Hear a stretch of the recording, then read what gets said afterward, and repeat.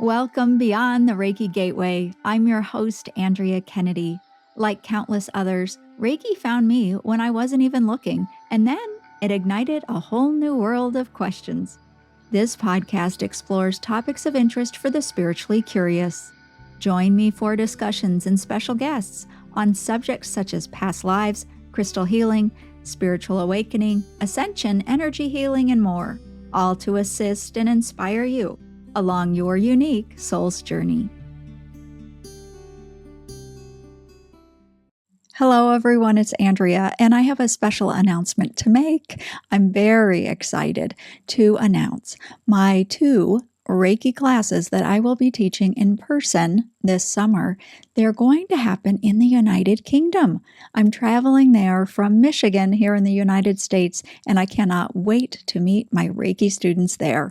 We'll be at the beautiful French Partridge Hotel near Northampton, and I will be teaching a Reiki 1 and 2 class June 13th and 14th, and then the Reiki Master class begins the 16th and goes through the 19th. We have special hotel accommodation packages available as well. Again, I cannot wait to meet you there and share Holy Fire Reiki with all of you. But class size is limited. To find out more and reserve your seat, please head over to mainstreamreiki.com. You'll see a banner at the top of the page. Click that. You'll get all the information. If you have questions, send me an email. Thanks so much. I hope it works out that we meet in class. Welcome to Beyond the Reiki Gateway. I'm your host, Andrea. And today we have with us Maryann Weston. She's a gifted clairvoyant, psychic medium, and former award-winning journalist. In 2015, a life-altering battle with cancer began for her. During this time, she started remembering the psychic abilities she'd suppressed since childhood. Maryann invited her gifts back into her life and worked to understand and develop them. Today, she explores astrology, mediumship, and channeled messages to help us make sense of global events, future trends, and deeper spiritual truths. Maryann's new book, Revealing Light: How Cancer Illuminated My Divine Blueprint, recounts how facing mortality led her to a profound spiritual awakening.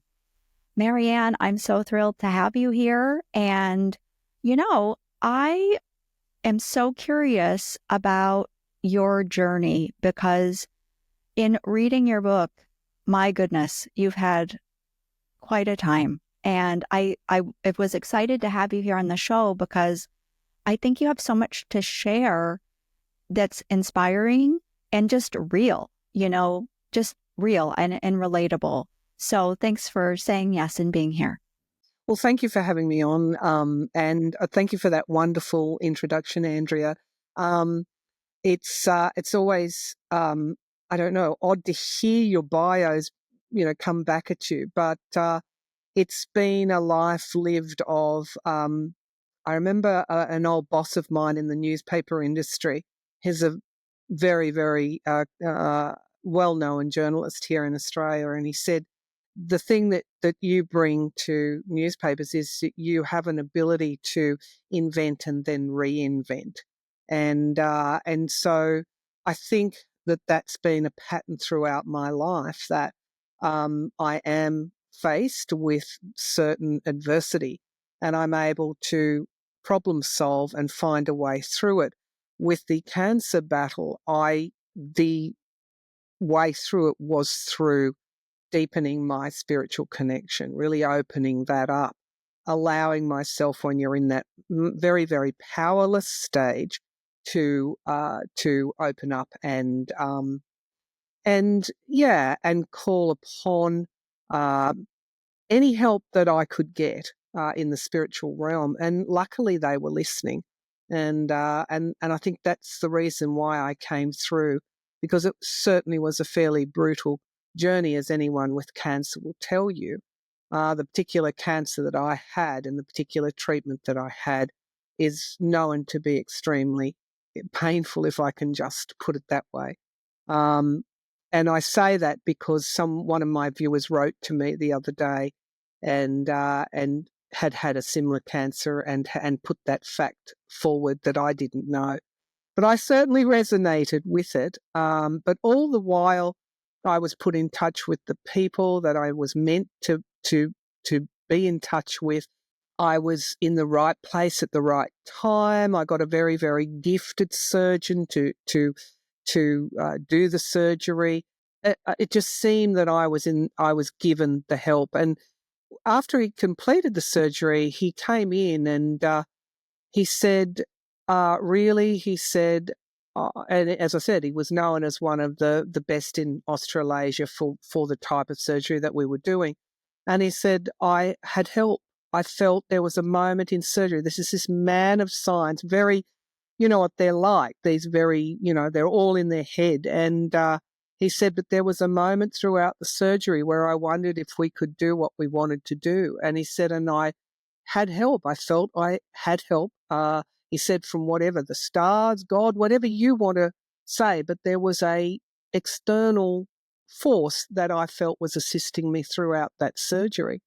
It made sense to me. I don't think that's something he says to many people, but there we go. So I had that benefit of, some people might say, oh, I felt my guardian angel was helping me. I just felt spirit around me from the beginning to the end. Well, actually beyond the beginning, because I was given clairaudiently that I needed to go and get checked out by my father's voice in the middle of the night, literally yelling into my ear. And he's passed on. And I knew it's not the first time he contacted me. He contacted me after his death. And when you hear voice like that loudly, and his message to me then, it frightened me. And he said, look after your mother. And I literally jumped out of the bed because I was actually at their house with my mother after he passed. And it was the same thing with the cancer diagnosis. He yelled my name like it felt like he was yelling at me. So I do have clairaudient abilities, but when those warnings come through, they are unmistakable. It is like someone is, well, certainly with my dad, and he wasn't a yeller. He was a very quietly spoken man, but there's a sense of urgency, like they break through the barrier, if you like, between this dimension and the afterlife. They break through that in a very forceful way to deliver something that must be said. And so I didn't have any choice whether I wanted to hear that or not. It came through. Sometimes when I'm doing my spiritual work, I will get clairaudient, sort of like a whisper coming through, but it's more in the realm of the clairvoyance, which is taking place. I don't know. I don't have words for it. The subconscious, if you want to put it like that. The same with the voices come through. It's like a knowing what is being said. You can hear the words and you can hear what is being said. But when my father came through, that was an actual voice, like someone was right a foot away from me. And so I have found since, well, all my life really, but I have found that when spirit wants to make themselves known, they will. And if sometimes whether you're ready for it or whether you're not. And when I had my first diagnosed with cancer, I guess I was ready for it. But there have been times when spirit is presented when I've not been ready for it. Yeah, I wanted to ask about that because even in the introduction, I had mentioned when you were a child, you were presented. I mean, this is interesting to me because at the very beginning, when you started talking, you talked about that feedback that you received, that, you have a situation and then you have to navigate through that. Or I'm not putting it as eloquently as you did, but it made me think about just like when you were a child, you were presented with, and if you could explain what was it like as a child, because you had to deal with that and then you moved through that in a certain way. So, let's go ahead and rewind to that if we could. Yes, I can. It's a period of time. My earliest memory was very, very vivid dreams about my mother. And she was being chased, and, it wasn't a very pleasant dream. And I think I would have been about around 3. And at that time, she was going through a fairly hard time. Those things scared me. When I do see spirit, I see like an energetic outline, and then I go through my third eye to see who that is. But I've seen that it's actually just an energy outline, and I've seen that all my life, and that really frightened me. I didn't know what that was. Um, so I would see from a very early age clairvoyant pictures running through my mind or in my third eye. And when I was told, when I did actually open up and ask somebody, I asked a teacher what that was, they described that as a very vivid imagination. So I grew up with that I was Maryann with the very vivid imagination. They didn't say that was a bad thing, so I didn't think of it as a bad thing.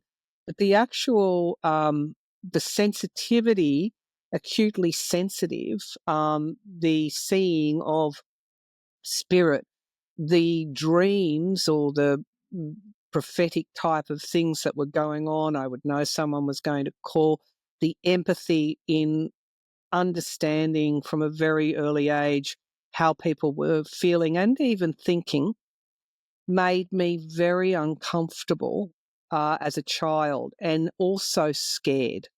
I was scared of the dark because I knew that there was something beyond my understanding there, but I didn't have anyone to walk me through that and say, you are seeing this because of this. You don't need to be afraid of that.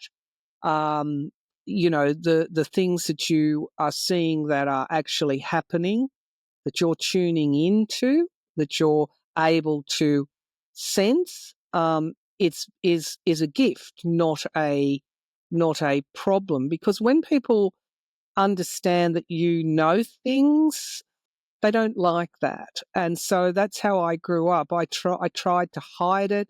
I was fearful of it. Um, you know, I took responsibility in some ways for how people were feeling, if they were feeling sad or angry. I just had no guidance around being so sensitive, and so I tended to shut that down and avoid it because it made me very uncomfortable. However, the way that the way that spirit works, you can't shut things down forever. You need to follow your path. And so I was extremely interested in anything to do with energy. And so I started to look and learn, earth energies, ley lines, any subject, metaphysical subject absolutely fascinated me. I got my first tarot cards when I was 23. And but I pursued a mainstream career because they said I had a vivid imagination and I was a writer. I should write to as an outlet for that vivid imagination. I became a writer. So I thought of myself as that and not as what I am now. And all those years up until cancer diagnosis, I I was kind of seen as, even in a mainstream way, as a little bit out there in certain ways. But that was okay. I was who I was. But once the diagnosis happened, everything just came flooding through, and I reached out for a lifeline to spirit, and I was answered, and I was given that lifeline. Yeah. Can I ask you then what was that? How did you reach out? Was it in a prayer? Was it out loud? Do you mind sharing that? Yeah, I was raised as a Catholic, and so the nature of prayer wasn't foreign. I've been praying all my life. I mean, but in a sense of, you know, Hail Marys and Our Fathers and you know, I was very much a student, like not a student, but I went to a Catholic school. I played the guitar in mass, and I was always asked to read the scriptures whenever there was a special occasion and the Monsignor was coming. You know, they called on me to do those readings, and I was, yeah, I was seen as somebody who was, I don't know, the nuns seemed to take a shine to me. One nun, I remember one, but again, putting people in my way that needed to be in my way. A nun, Sister Aloysius, was it? Anyway, she took me aside and she said, Maryann, dare to be different. So again, you have these people that, you know, even growing up, are put in your way, and I still remember that. I still remember those things. But in terms of prayer, yes, I was praying when I had my cancer diagnosis. I don't think I was doing Hail Marys or Our Fathers by that stage, but I was certainly talking to Spirit and asking for help. But I was not in a place where I was just praying fervently and expecting a miracle. I wasn't in that place. I was in I still had children at school, and I was the main breadwinner for the family. I was in a very distraught place. I was in a depressed state as well. And so I wasn't actively, when I say I reached out in the from my soul, not so much from this conscious body or mind. And again, I sensed Spirit's connection, and so the reason that I sensed that, if I look back on it, I actually sensed Spirit around me, but I was given a lot of signs, white feathers in my pathway wherever I went. And in fact, you can hear the cockatoo. I don't know if you can hear the cockatoos, but they're my favourite birds. And I had a cockatoo as a pet when I was a kid, but I would go walking every day. I tried to walk to build my strength up, and there was just white feathers everywhere. My meditation teacher rang me one day and said, Maryann, I have something for you. And I said, okay, thank you. What is it? She said, I have a white feather here for you. I went out into my front yard and I saw the white cockatoo's feather, and I thought, this is for Maryann. My husband was skeptical. We'd go to Sydney. Now, Sydney's fairly polluted in those inner suburbs to see the specialists. And I'd get out of the car, not a lot of bird life in amongst the smog, but I'd get out of the car to go to see the specialist. And there were feathers, like almost as a pathway to the specialist's office. And my husband was very skeptical because I kept on saying they're everywhere. And he said, oh, yeah, well, we've got cockatoos in Australia. And he's not a believer. And we were driving down to get the radiation done, which was a daily commute of 3 hours. It was horrendous, actually. And I was saying the feathers are everywhere. And he said, oh, don't be so silly, you know. And I said, it's true. And as we were in the middle of the sentence, a white feather came out of the air on the Hume Highway, which is a motorway, and hit the front windscreen of our car. And I turned to him and I didn't say anything. And he just looked at me astounded.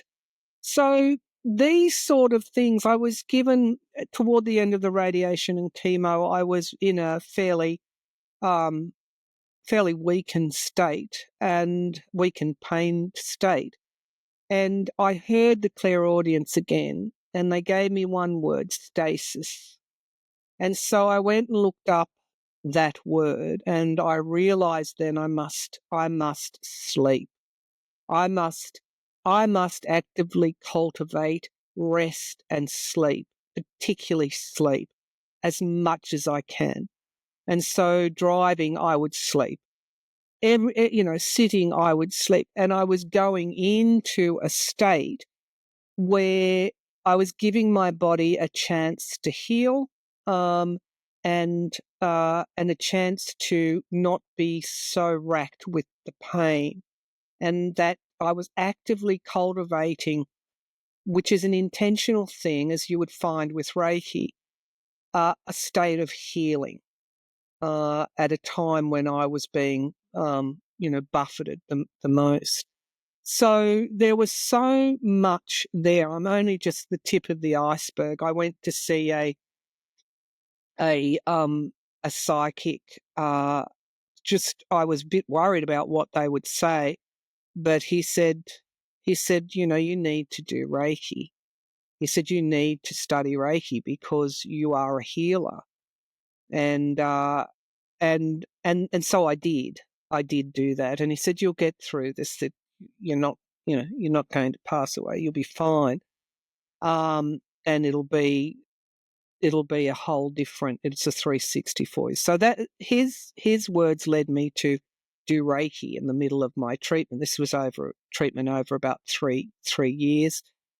And I did Reiki 1 and 2. And I remember when I was attuned, is that the word? And the lineage was passed on.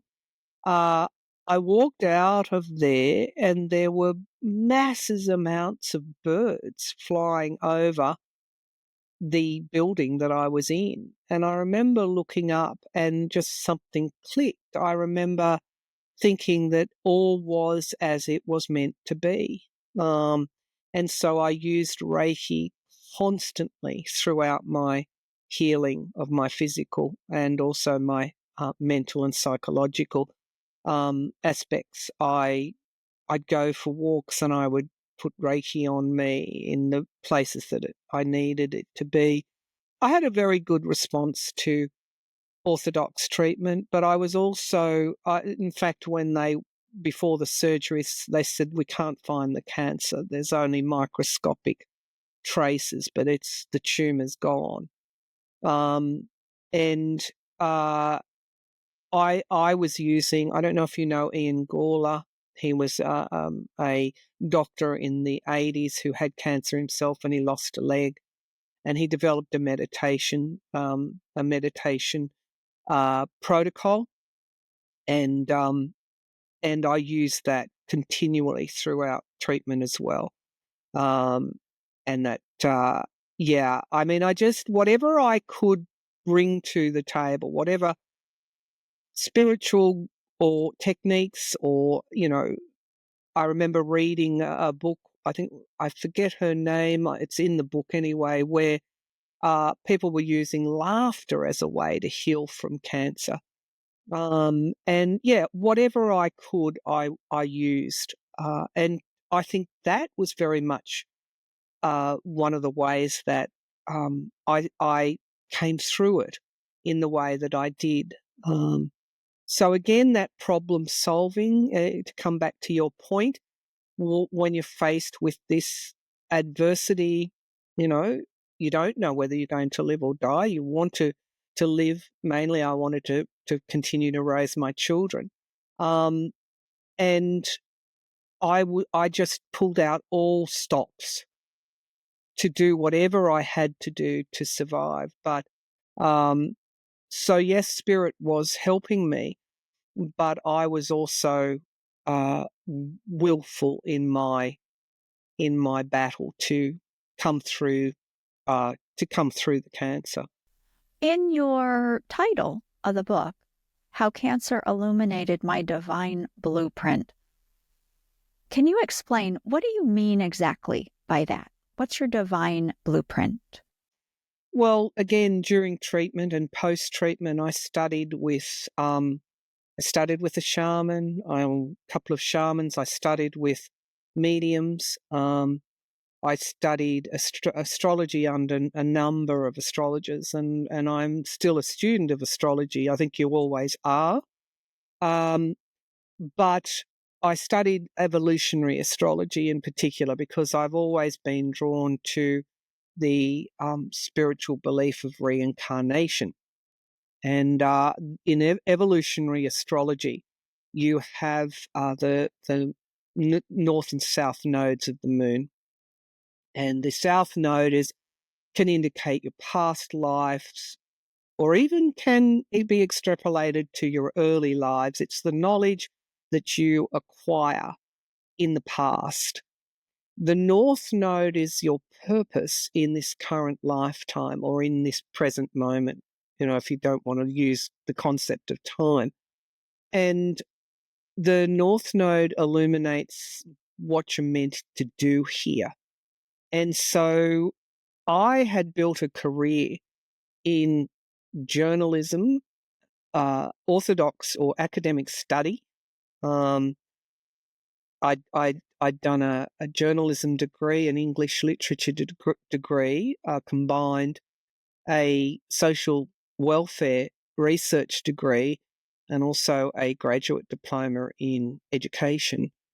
And I'd built a very, very solid orthodox career. I'd worked I became an editor, the first woman editor of a regional daily newspaper here in my state. And I campaigned hard again. My moon is in Libra. I'm very conscious of injustice, and I campaigned hard for the people that needed a voice. And that you talked about the state awards. That's where I won those. And one I'm really proud of, I shouldn't put gender on this, but I got a state award for editorial writing, which is the opinion part of the newspaper, the editor's column. And there were, I think, 44 males that I was up against, and I was able to win that award. So I was very proud of those things. But from there, I went to work in government, and I was, first of all, came into government writing speeches for ministers and the Prime Minister, and running communications campaigns for government. But I thought that was a bit vacuous, so I started to switch over to policy. And I began then to research and develop that really strong analytical part of my brain, evaluate government programs, design better programs, and you leave small thumbprints in government on the programs and policies that you're pursuing. I worked in welfare for country people, like regional, rural people, and from there I then went out and became a government consultant for an Aboriginal Torres Strait Islander business here that was servicing Australia. So I've been all around Australia. I've been in communities. I've had that various experiences. I thought even after my surgery at 8 weeks, I was writing briefs for the government. I thought my pathway was going to continue to be that. And I realised at some point, when the world events were taking a turn for the worst, if we can just say that, I don't know, the spiritual experiences that I had been given, I started to do more spirit. I started the channel Revealing Light, Tarot, Astrology and Spirituality on YouTube. And so I was sort of juggling both to begin with. And I didn't really even know where the spiritual stuff was going, except that every time I went to see a psychic, they said, you've got to keep doing this work. And I mean, I would see someone once a year. I will generally have an annual reading. And they kept saying, you've got to, you've got to give this away. You've got to focus on this. And so the more I studied, the more I put together the astrology, the more I looked at where my north node and south node was. And I was still juggling, still making up my mind what I was going to do. Like I had a lifetime of building up this career, years of study. years of university study, years of hard slogging, years of managerial type policy program, consultant. I mean, I was writing strategies for the Atlantic Council, and that's worldwide stuff. So, it was hard to give that up. But the more spiritual work I did, the more I realized that I could no longer go back to that old life. It was hard to let it go, but the work that I was doing grew without me even really knowing it, without being consciously intentioned. I mean, of course, I brought my personality and my previous skills to that work, but I I stepped into a pathway that was already there for me.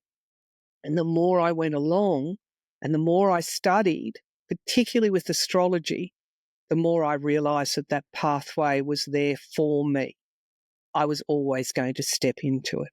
So at some point I gave up my old life and and I started to embrace the new. And I'm still studying. It's been a decade now since I began with this, and I'm still studying. I always will continue to study because there's always something to learn. This is about my soul's evolution. And I don't think that I'm so divorced from other people. We are all part of the collective, and we're all on that pathway together in one form or another. So this is about recognizing my spiritual pathway, but also acknowledging the spiritual pathways of every single person I meet, and my viewers and my community, their spiritual pathways. And what I give out in that, I get back tenfold. And so I'm no longer looking back at what I did in the first part of my life, because I'm wholly and totally satisfied in the life that I'm living now. And that was the 360 that happened in 2015. Yeah, it's really remarkable because I think a lot of us can relate to investing in an area of our life, whether it's just a relationship, maybe, or that we've been in a long time, or a career or something else. And I'm curious, once you started getting into astrology, did you go back and look at life before your diagnosis? Did it indicate to you, or did you have, other than your father yelling at you, did you have any other indication or feeling, or did your chart show that there was going to be a big shift? There was, yeah. I looked in the book. I look at the charts. There's a chapter on astrology, and they very much indicated what was going to happen in terms of a huge shock. I think I read briefly last night. I don't go back over the book in terms of rereading it, but because once you do a book, as you probably know, it's gone, it's finished, it's been, it's done. But I did think, I don't know why, I looked at it yesterday, and Jupiter and Mars were in my eighth house. Or no, actually it was Pluto and Mars. Sorry, not Jupiter. Jupiter's the great benefic, and it certainly wasn't. Well, I don't know. I have to look at where Jupiter was. But Mars and Pluto were conjunct in the eighth house. Now, Mars is the god of war. Pluto's the god of the underworld. And so those two are very potent forces. At this time, we've had Pluto and Mars opposing one another, and that's why you're seeing multiple conflicts around the world. So it's a potent force, or they present as a potent force. So there was certainly indications in the astrology that something life-changing was happening.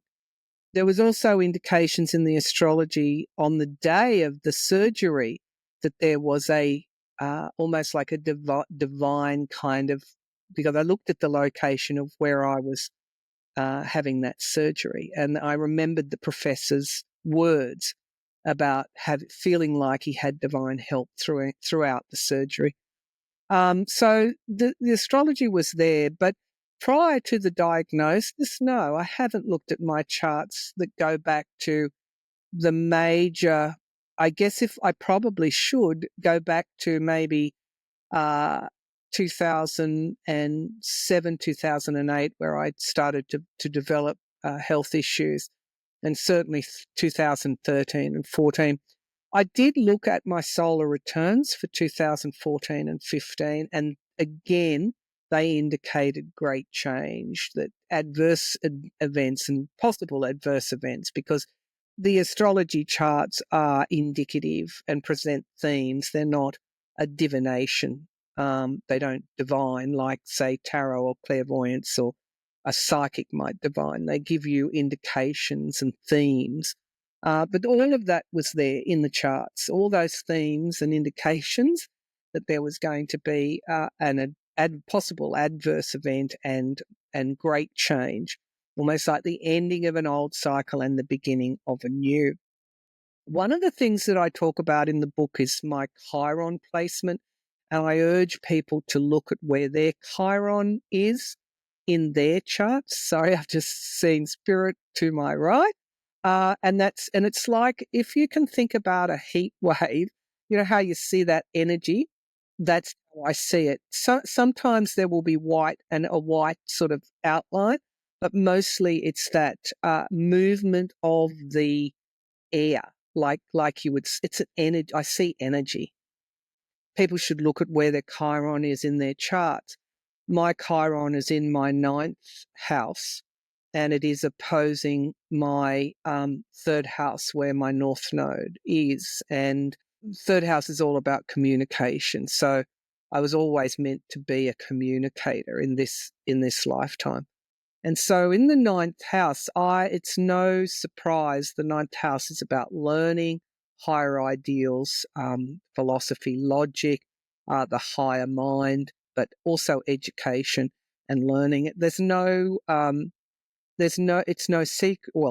surprise that I studied so much in an orthodox sense, and I also studied in a metaphysical sense as well. But Pisces, my Chiron in Pisces is a very, very spiritual sign. It's the most psychic sign in the zodiac.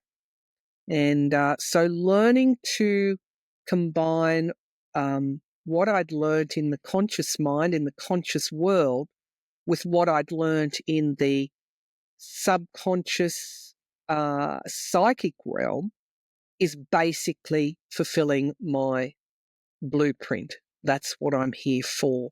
And I didn't have the other piece of the puzzle until Cancer came along and put me on that spiritual trajectory. But now, I told you I was juggling the past career with the spiritual career. It's not a juggle, it's a melding. And that's where the healing is. Because I've always used my intuition. That's one of the reasons I got those awards. I knew what to publish, when to publish. I knew what stories to put on the front page. I knew in government what policies needed to be followed up for the time that we were living in. I knew what the minister and prime minister wanted to hear. When I was consulting, I went to areas that needed to be addressed, that when people saw them, they went, yes, that's what needs to be done. So I've always used my intuition in everything I've done. Now I'm using it in the sense that I'm looking at current affairs and what's going on globally to try and extrapolate what might happen in the future. And it's not that people, they don't want to. Of course, they care if my predictions come to pass. But what I'm doing is triggering their own insight and intuition. And I've always done that. Now, in terms of the wounded healer and Chiron, when I was in my orthodox life, if I had have said, oh, I'm developing this policy because, intuitively I think that's how it should be done, they would have run me out of town. I mean, it's, again, you suppress those things for the environment that you're in. But now I stand up very strongly for that. Sorry, I stand up very strongly for using your intuition. Don't turn it off. Don't suppress it. Be who you are and give voice to it, because it's going to be always right. It's going to be a voice that will be combined with your reasoning and your knowledge and your experience. It's always going to be the voice that's right for you. To me, it is our truth, that intuition part. And I think that's by doing what you're saying, by listening to that, honoring that, and living in accordance with that, I just think that's where we're heading. I mean, I think, what you do and the things that I do, and you channel as well. I do channeling myself. And for me, it's about offering whatever it is, and people are going to respond. And that's the beauty, is the responding, whatever their process is, to what's shared. At least that's how I look at it. But I think when people will accept more of their intuition as authority in their life, the whole world changes. We are not separate from it. And I think if we look back at this podcast and you see me doing this, you'll see, which is juggling for those who are listening to audio only, juggling disparate parts of myself. It's bringing them together and becoming. That's what I mean about your blueprint. It's bringing those things together, and I think that's something we can all do. I think that's something we all should do. I know that Carl Jung said that he described intuition as using analysis and information that comes in through your conscious mind, and when you use the intuition, it gives you the ability to see round a corner and fairly accurately come to the possibility that might occur. And again, that's what we do with predictions. Acknowledging that we are human and there are, possibilities we may not have thought of. But intuition is such a skill, and I think that we all know. It's just that we have fear, a lot of fear. This is the soul's journey, isn't it? It's to look at the fear. We have ego propelling us in ways until we realise that ego is just a furphy, as we say. That's another Australian word, which means it's just it's not really real. It's just it's quite silly, ego. But we have it nevertheless, and we fight. We fight to get ahead, and we fight to win at this, and it's a constant thing. But when it comes right down to it, this is the value of my cancer journey anyway. Everything gets stripped away. You get right down to the bare bones, and it's like you're sitting in the well, and you really can't see the light coming in anywhere until you resolve your fear issues, your anxiety issues, your expectations that you really have to be in a humbled, almost innocent state, and I guess that is the moment when the spark becomes visible, and that's what we think of with life, isn't it? That the spark of life comes from the darkness, and then it grows. And yeah, I think some people not. I mean, I think there's a spiritual movement going on now. We've got the North Node in Pisces, and I know that for the next 18 months, people, because of the events in the world, again being in that humbled state, down that well, if you like. There's a lot of people that are depressed about what's happening around the world. this can't be where we're heading. We will see people switching on their spirituality as a way to find answers for why this might be. And it's almost like the collective is waking up. I don't think we're all going to wake up together and go, this is bliss and nirvana. But I think we're going to make incremental spiritual progress over the next few years. And unfortunately, it's going to be through some adversity. But when that's why we're here, we incarnated, or I believe anyway, for our soul's growth.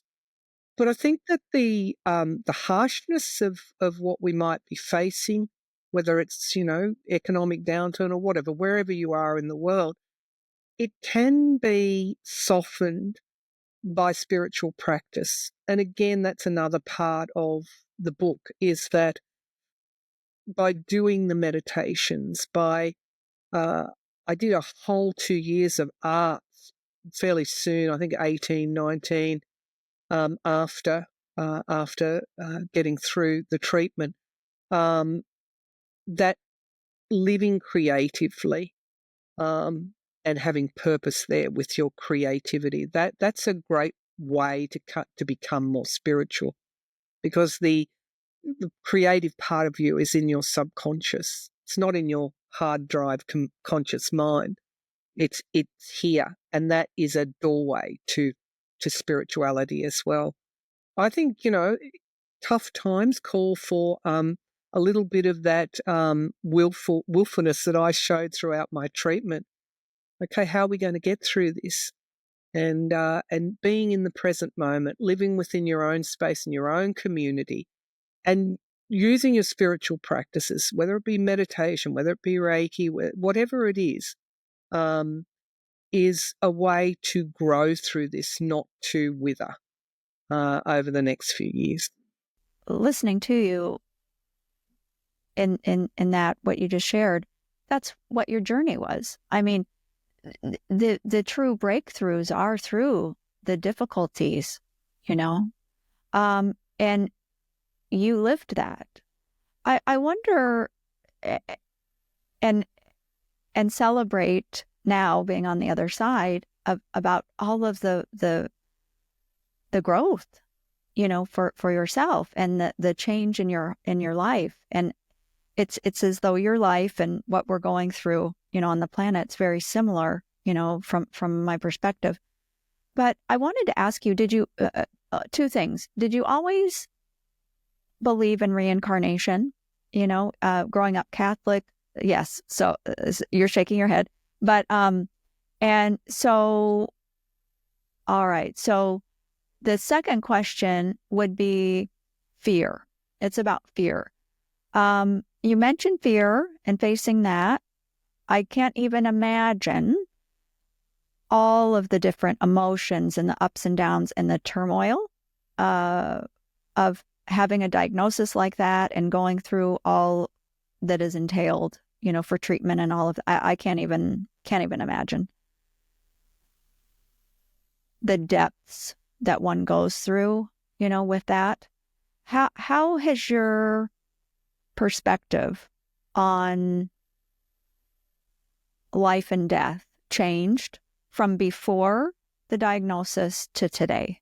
Oh, it's totally different. I remember when I was diagnosed, I would awake in the middle of the night shaking. It's like a shock. You're in shock. One of my dear friends in the US, who's started as a viewer but became a very good friend, she is a nurse and was a nurse in some fairly tough environments. And she said she worked in oncology for a little while, and she said she witnessed a man who was diagnosed getting the news that he had cancer. He backed away from the cancer specialist and actually walked back up a wall to not a few feet off the ground. But she said he walked back and walked up the wall. She said she will never forget that scene. So she recognised the fear when I was first diagnosed. And if I look back on all my life, I've had that fear, but I've had to push through it at various stages, seeing spirit as a child and having to do something with the fear, but not having anyone to tell me it was going to be okay, or this was happening because this, whatever it was that I had to deal with in my life, I always pushed through it in a forward motion. And if you don't do that, if you stay within the fear and you don't attempt to, when I say push, move through it in a way that leaves it behind, if I can just say that, to leave the fear behind, then you will be stuck in that. And I think if I had have stayed with that level, that's one of the gifts, the main gifts that cancer has given me. It's even better than, the reactivation or the acknowledgement of my gifts, the ability to handle my fear. And so when I say I'm scared of the dark, I was scared of the dark as a child, no longer scared. When I see spirit, no longer doesn't bother me.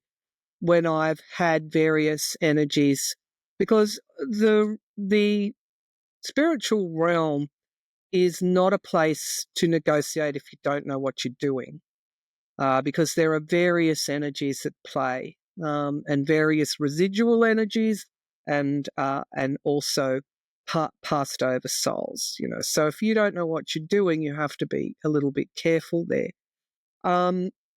I remember that there was a build-up of energy in this particular room at one point, and I don't know why this occurred, but I had like a poltergeist in our attic. So I'd wake up, with the attic door, you could hear it, and that was really weird because, I'd come back down and say, who went up to the attic last night? Nobody. And then I realized that I had something here that wasn't so good.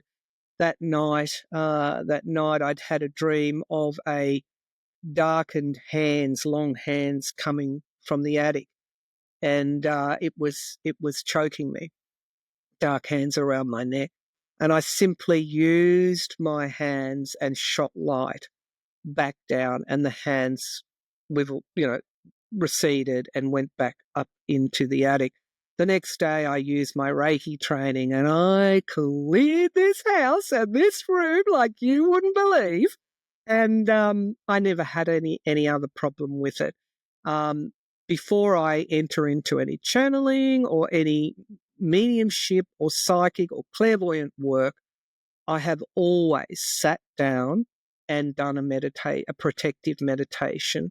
I always do that. So if I'm looking a little bit relaxed when I hit the record button, it's because I've been meditating for the 20 minutes before I start.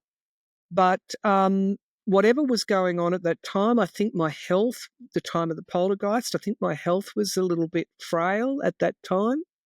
And again, I had to confront, because that would have been my worst nightmare as a child, that I had no answer for. And I was able to deal with it by fighting back, but by being strong enough to repel that. But I didn't have that as a child and growing up. So it's a shame but it was as it was meant to be. The conquering of the fear has been one of my huge life lessons. Lessons.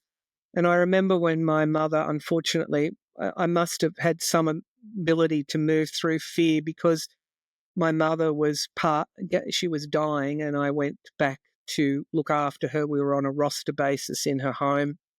I was back there with my brother, my elder brother, and she was hemorrhaging. She had a turn in the middle of the night, and I literally, my brother describes it like I turned into the general. He said, "Thank God you were there." He said, "Because you were, Grant, you do this, you ring that, I'm going to do this. Mum, get her back in the chair." She was passed out, dialing the ambulance, multitasking, getting through the situation. And he said, thank God that you were here. He said, I've never seen you do that before. But I think having children helps you in that way as well. So it's a culmination of life's experience. So very much, if you haven't dealt with your fear by now, it's time. It's time to face it, to look at it front on, and to move through it in whatever way you have chosen to, whatever resonates with you, if it's meditating, surrounding yourself in white light, whatever it is, go and learn about it. Don't be frozen. Study and learn, and move through it and beyond it. And I think we are not powerless in that extent. We have to take that power to move through our fear. Yeah, I couldn't agree more, because I think if we think we're not strong, that just opens up the floodgates to all the fears. And I just think that we're so strong and powerful. And as we step into the knowing of that, everything can really shift for us. I'm not saying that's easy by any stretch of the imagination. No, it's not. But I think, maybe that's something we have in common. We're trying to share that with people, about the power, the light that they are, the power that they have. And it's constant work as well. You don't just overcome your fear and then suddenly you're not fearful anymore. I'm certainly hardened and battle hardened, and it would take quite a lot to make me fearful. But I still have to work, to put in the work. Some people expect, they deal with a battle and then they expect no more battles to happen. And there's a chapter in my book where I come to the realization where I'd worked so hard to get through the treatment and thinking that I could return to my old life and realizing that I couldn't. And that, again, is, it's a continual growth that we're undergoing here. It's a continual learning experience. And so that's why I keep saying I'm still a learner. There are certain situations I've mastered, but there will be something that will come up in the future that makes me fearful, that I've got to go through. And I'll do it in the same way that I've always done it, by getting as much knowledge as I can. That's the first step, because that empowers you. You can't take any action if you have no idea about what it is. Well, if you don't find the power, and one of the ways to find the power within yourself is to learn, gather the knowledge, and use that strategy and logic within yourself, and then to use your intuition at the same time and decide on a course of action. And that's a constant. That just it's not a fairy tale ending. It's constantly happening. And so when I get people that are listening to me and they're saying, but we thought we dealt with this, whether it's in their personal life or anything else. But I did this. I went through this. I've dealt with this. Well, yeah, but this is now a new situation, and we have to do the same things again. It's work. Life is work, but it's also joy and it's also happiness. And that's what I mean about people still in these troubled times tuning in to the beauty of life. Because if you do all the other thing, and I'm talking about me too, if you're immersed in the other thing, the conflicts and the strife around the world and where humanity is going, and you don't do the other, which is the joy, the happiness, the tuning in. I was riding my e-bike the other day. Well, actually, no, it was the end of last year. And I just stopped to adjust my helmet, and my eye got caught, and I saw the white cockatoo. It was still silhouetted by the sun. It was between the sun and me, and it was as still. Now, those birds don't do that. And I looked up and I thought, wow, that's again spirit. It's if you don't open yourself up to that, then you run the risk of being overwhelmed and subsumed by what's going, and then you lose your power as well. So yes, you can find out everything, you can have your knowledge, you can use your intuition, make your decision, but you also have to live in the moment and have to live. I have found a success in living spiritually, being open to spirit, whatever spirit wants to show me, to being open and not closed from that. And then you combine all of that and you get to walk an easier path when problems do actually arise. So again, it's not a fairy tale ending. It is constant work. Absolutely. Constant joy too. Yeah, right. And finally, Maryann, would you change anything? Would you change anything about your path? Yeah. One of the lingering ones, and again, I'm still working on this, I'm still learning. One of the lingering ones is what I would do with my health beforehand, because I'm still having the fallout of treatment. It manifests in autoimmune issues. It's manifested in a reactive arthritis. You can see that's why I have a brace on. I would want to tell people, because without a doubt, my physical body is reasonably frail now. I'd want to tell people to always, worry, to look after themselves as much as they can. If you've got your good health now, then hold on to it. Look after yourself, worry less, build in those, meditation, walks in nature, build in all those good practices. Look at, intentionally look at what you're eating, don't eat, be mindful with what you consume.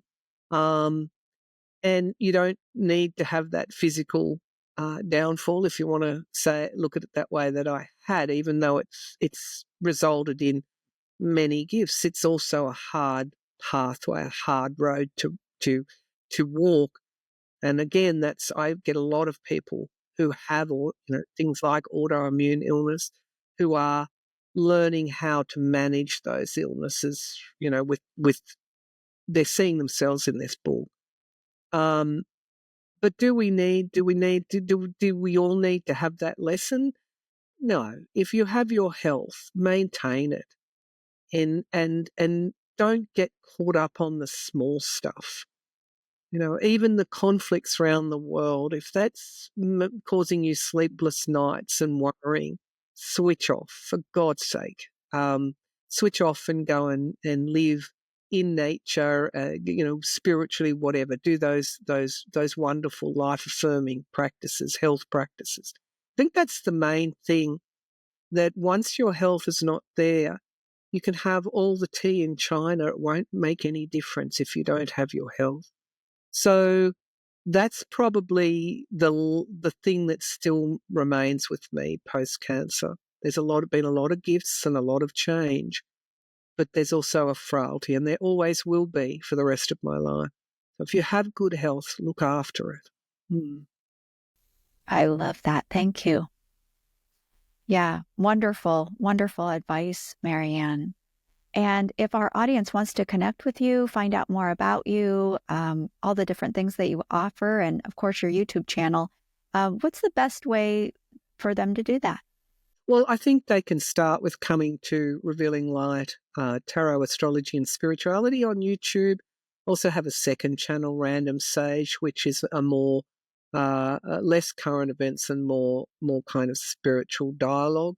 But my website is probably the best place, and that is www.revealinglighttarot.com, because you'll see links to the book on there. You will be able to look at the orbs that so often come into my readings. I've got a screenshot. One of my viewers screenshot the winged orb that was flying into the cards. You'll be able to see those. You'll have links to my channels. And it's a good place to start, I think. So, visit the website. Fantastic. Thank you so much for taking time out of your out of your day and being with us, Maryann. It's really been really, really lovely. Thank you, Andrea, for having me. Thank you. Hello, everyone. It's Andrea, and I have a special announcement to make. I'm very excited to announce my 2 Reiki classes that I will be teaching in person this summer. They're going to happen in the United Kingdom. I'm traveling there from Michigan here in the United States, and I cannot wait to meet my Reiki students there. We'll be at the beautiful French Partridge Hotel near Northampton, and I will be teaching a Reiki 1 and 2 class June 13th and 14th, and then the Reiki Masterclass begins the 16th and goes through the 19th. We have special hotel accommodation packages available as well. Again, I cannot wait to meet you there and share Holy Fire Reiki with all of you. But class size is limited. To find out more and reserve your seat, please head over to mainstreamreiki.com. You'll see a banner at the top of the page. Click that. You'll get all the information. If you have questions, send me an email. Thanks so much. I hope it works out that we meet in class.